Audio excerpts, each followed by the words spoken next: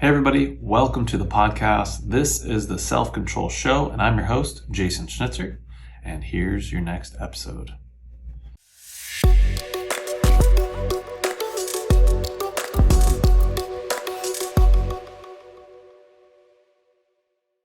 All right, guys, what I've got for you today is we're going to talk about anxiety.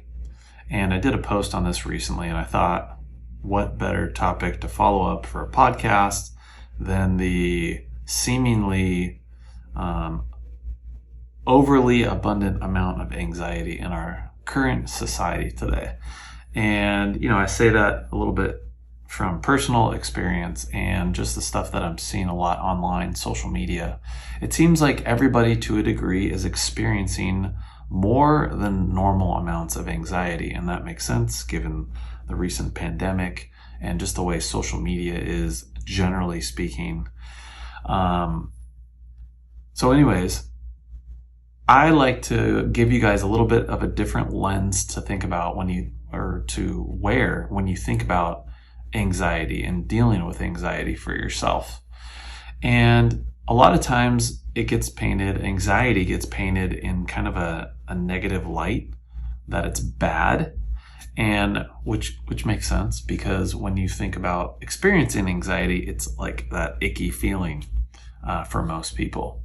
And so, of course, nobody likes to feel icky. So, I can see why most people see it as a bad thing. And, when you are uncomfortable feeling certain things or being in certain states, it's pretty normal to want to not be in that state anymore. So what I have seen for myself in the past and in a lot of other people is, something happens in your life, you get activated and you feel this anxiety, and the first impulse or reflex when you feel those feelings are to, avoid them, suppress them, numb them, run away from them, and basically, bypass them or do anything besides being there in those feelings. And this is one of kind of the cornerstones of my training.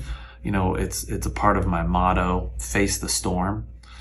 And that has to do with, facing your emotions. And one of the, if not the biggest and most common thing that comes up in coaching or just in my life with my friends and the people I surround myself with is dealing with anxiety. And so the lens that I'd like to share with you is, instead of seeing anxiety as a bad emotion, I don't believe there is a such thing as a bad emotion. All emotions have a purpose, right? And when you look at it that way, then you can then get more curious about your anxiety instead of avoiding it. Because one of my favorite quotes is by Joseph Campbell, and he says, "Any feeling fully felt is bliss." That didn't necessarily make sense to me at first, because it's like, who wants to fully feel anxiety or fear or all those quote unquote bad emotions? But I was tired of feeling anxiety, so I decided to start sitting there with it. Because what if, instead of anxiety being something that we ran away from, we saw it as something that held wisdom about ourselves? And when I heard that and experienced it for myself, I was just like, wow, what a game changer that is. Because the fact is like, anxiety is a normal response that every single human being has. So there must be a use for it. Otherwise, we wouldn't need it, and we wouldn't have it, and we wouldn't experience it.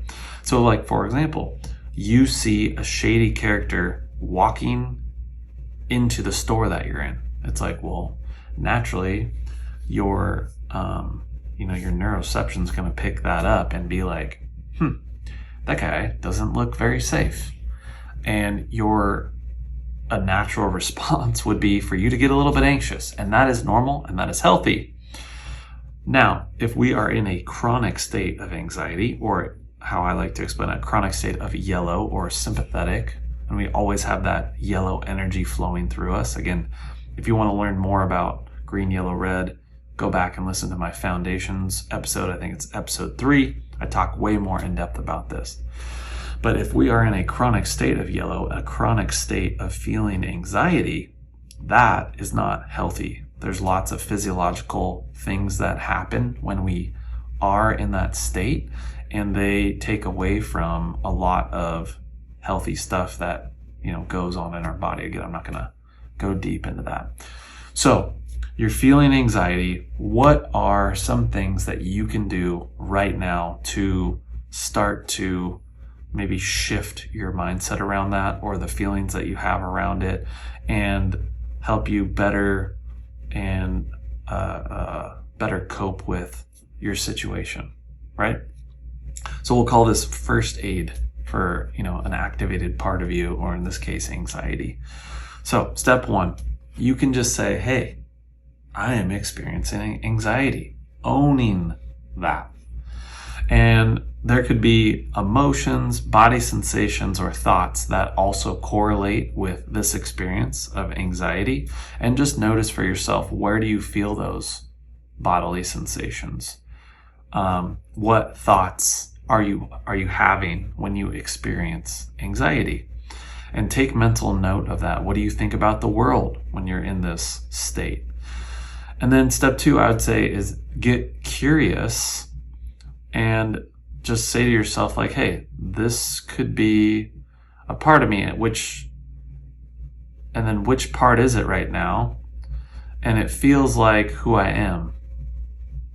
In other words, it's just a part of you that's experiencing anxiety. It's not you. And when you recognize that you are feeling this way, you can say out loud, hey, part of me must be experiencing an activation or a trigger because I'm feeling this way. And then you get curious. You can ask yourself, man, who in there is feeling triggered or activated or anxious? And you can wait for a response for yourself. Sometimes no response is a response. So you can get curious about that. Hey, who in there is protecting me from the part of me that wants to speak up about feeling anxious? Because depending on your past, it might not have been safe to feel this way. And so again, this is more of a journey on getting curious about these feelings. Okay, so step 3, you really want to resource. You want to access that green part of you, or your ventral. Again, I talked about this in episode 3. And you can tell yourself, hey, if I was feeling green, or if I was in my ventral state, what would this part of me that's feeling anxious want me to know right now? Because that is bringing in green to your feeling of yellow, which will give you an opportunity to be able to listen to what it is that, what's going on inside of you, that part of you has to say. And you can also think of it as, it's like, hey, if someone that you really loved and cared about was experiencing a similar activation or trigger, it's like, what would you tell them to comfort them? Okay. Step 4, now you want to do kind of like a sensory check-in. How are you feeling emotionally after checking in with yourself and listening to what it is that your body and the wisdom and your anxiety has to say? It's like, what are you noticing? What is the thoughts that are going on? What is it saying? What does that part of you look like? Is there any images or experiences that pop into your mind when you think about this anxiety and you're feeling this anxiety? What does it sound like? And then you can let this feeling and this thought and these physical sensations, let them know, hey, because a lot of times that anxiety is a familiar feeling. And whenever a feeling is familiar, a lot of times it's rooted in younger years, okay? And if this is woo-woo, just bear with me, okay? Because it really works. Let this feeling know how old you are now, and that you got it, and you got this, and that you're here now to be your own caretaker and your own parent. And then the next step would be, hey, bring in your breath and start doing some deep breathing. It's a nice way to start regulating these feelings, because a lot of times anxiety, again, it's yellow, that's sympathetic energy. A common physical reaction to that is, shallow breathing. So notice, are you holding your breath? Are you breathing shallow? What's your heart rate at? And a good way to regulate is to, announce to yourself out loud, hey, I'm gonna take a minute or two and regulate myself, get myself back into a calm state. And you can practice. My favorite way to do this is take, 6 to 8 seconds to inhale, hold my breath, not as long as I can, but if you can hold your breath from 15 to 30 seconds, and then do a nice 6 to 8 second exhale after that. And then repeat that for a couple of minutes. And I would love to hear your feedback on how that helps you shift your state. And then also get curious after that if there's any physical movements that might feel good. A 5-minute walk, doing some push-ups, some jumping jacks. If you like to dance, turn it on some music that you're into and just move your body, because a really good way to get rid of yellow energy is movement. Okay, and then lastly, if you have somebody in your life that you feel really connected to, relationally speaking, that you share things with, one of the most powerful things you can do is take this to somebody else and be able to kind of work it out with them. And you want it to be somebody who's just going to be there to hold space for you, that has the capacity to do that, that isn't going to try to fix you. They aren't going to try to, share something about themselves that, maybe they had it worse, so it's really not that big of a deal. Anybody that is going to not acknowledge or validate the experience that you're having, don't share it with that person.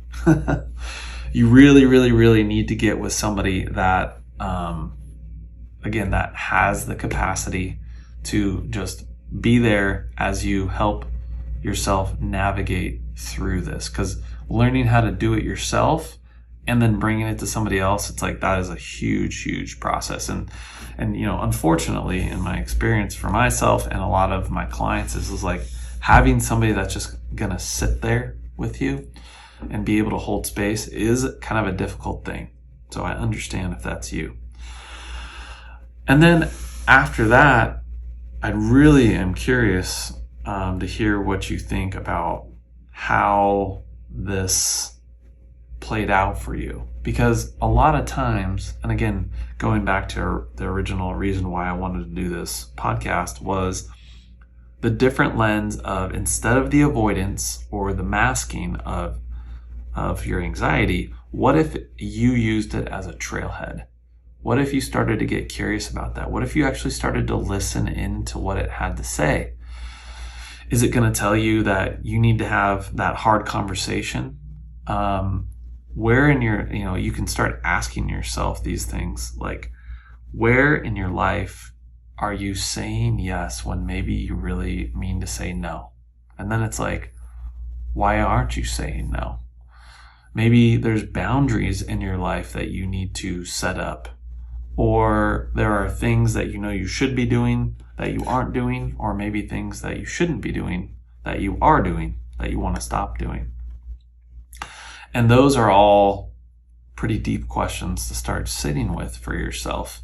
And at least in my experience, whenever there's, for example, if I know I need to have a difficult conversation, it's I'm perfectly capable of having difficult conversations. I know that I am.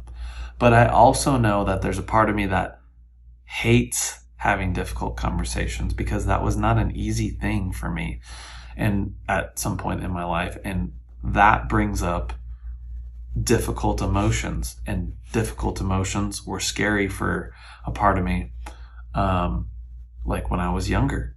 And so every time I go to have a difficult conversation, I have to be there for myself, because part of me doesn't want to have that conversation. But I know every time I have a difficult conversation, every time I set a boundary, every time I do something that I know I don't want to do, or maybe is uncomfortable to do, or it's hard. And for example, even jumping on this podcast, sometimes I've talked about this in previous podcasts, and I do the thing, it's man, feels so good afterwards, number one. Two, it's like you just build proof, right?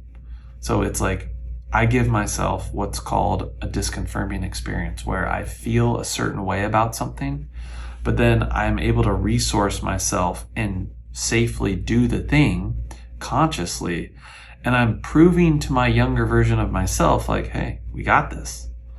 And it's so normal to doubt at first, especially if over the years, like if you're anything like me, you haven't done the things that you said that you were going to do. It's so easy to lose self-integrity, and it's so easy to get disconnected from that. And it, like, I'm bringing in a different subject here, and people will say, oh, you just need to have discipline. Well, it's like, good luck having discipline when you have years of not having it. It's not an easy process. It's a slow process. It'd be just like if you broke the trust of a relationship with a friend or your wife or your husband. It's like, it takes a long time, and it takes a lot of proof to rebuild that trust. And it's like, why would you think that it's going to be any different with this, with self-trust? And it's not. But it is very possible. And what I've noticed is the more that I build that, the more I'm able to use that as a resource when my anxiety does come back, because it's going to. There is no magic bullet to get rid of your anxiety.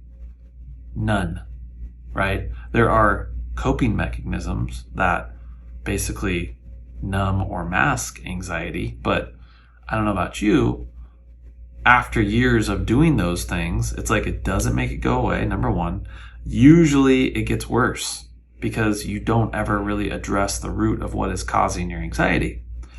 And therefore, it just keeps on going and going. And not only that, but a lot of times, the unrealized secondary effects of that is like we pass that on to our kids, believe it or not. And if you're not aware of that, your kids will naturally pick up on your anxiety, why you're anxious, and they will also see those things, the same things that bring you anxiety, as not safe, and they'll develop that for themselves. So, if you're a parent and you ever needed a reason why to start addressing this stuff, it's because, like, if you don't, guess what? You're going to give that to your kids, whether you're conscious about it or unconscious about it. Sorry to break that to you. So hopefully this was helpful. Hopefully it's a new idea of how to view anxiety. Again, being anxious is just a state of yellow. It's totally normal. And we don't want to turn off our anxious responses. That would not be healthy. But what we also don't want to do is be in a chronic state of anxiety, because that can be crippling. And if you know anything about the states, green, yellow, and red, if you're in yellow for too long, that is going to naturally bring you down to red, which is, of course, isolation, that dorsal vagal part of your complex, part of your polyvagal ladder. You're going to be in red. You're going to isolate. You're going to maybe feel depressed. You're going to feel, lots of self-isolating, not nice thoughts, those quote-unquote bad emotions. Again, but that is exactly what's supposed to happen, because that is your body's beautiful way of telling you, like, hey, the challenge is too great. We're shutting you down for a little bit, okay? And then, rest, recover, and then get back to it. So hopefully this was helpful for you guys. If you have any other questions about how you can work on this for your own life, or maybe it's like you've tried it on your own and you want some help, I have openings for one-on-one coaching, and this is something that I've helped many people get through, and including myself. And I'm here to tell you, there are answers. There are ways to work with this on a day-to-day thing, and just completely enhance your life and take your life from feeling stuck or anxious all the time back into wonder and optimism, and connected to the infinite possibilities of the universe, which is where we want to be, I think. So anyways, you can find all my information online, Instagram, Jason Schnitzer Coaching, or jasonschnitzercoaching.com. And guys, thanks for watching, and I'll catch you on the next one.